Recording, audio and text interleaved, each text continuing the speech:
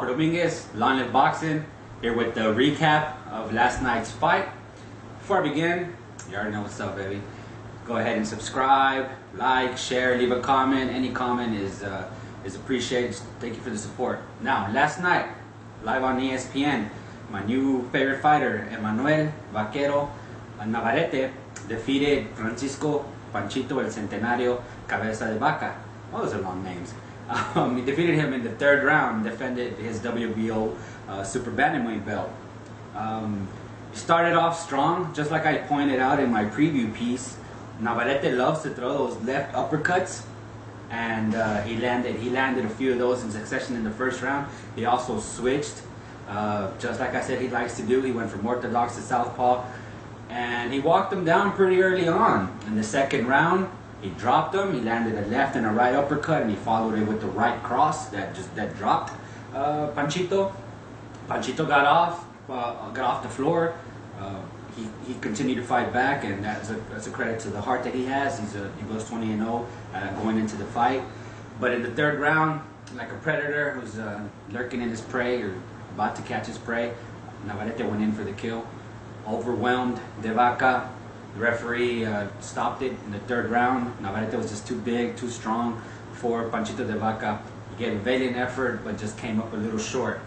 Now, I want to talk about the possibilities that Navarrete has in the future. The super bantamweight division is loaded. It's loaded. Now, in boxing, think of boxing as the ultimate league, and in it you have multiple divisions. Right now, the champions in the super bantamweight division, you have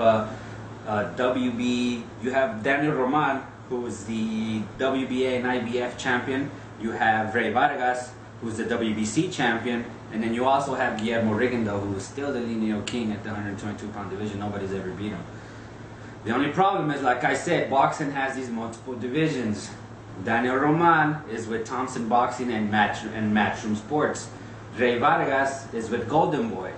Golden Boy is affiliated with DAZN. Guillermo Rigondeaux is now with the PBC.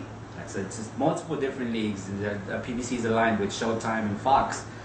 Out of all of those, probably the only one that isn't feasible is the Rigondeaux one, the Premier Boxing Championship, led by Al Heyman and all of them.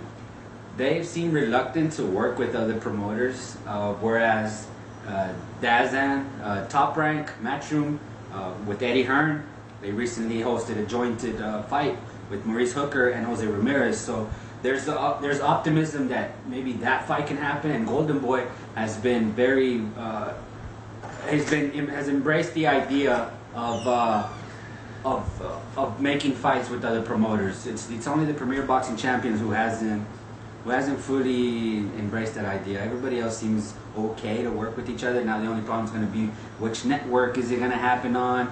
But hopefully this stuff can get figured out, because we lose as fans when fights like this aren't getting made. Manuel Navarrete he's quickly becoming an instant fan favorite. He has a great fighting style, and promoter Bob Arum, in the immediate future, I was thinking more down the line, maybe possibly unifying one of the champions, but in the immediate future, Bob Arum has every plan to put him in September 14 on the undercard to Tyson Fury and Otto Wallin.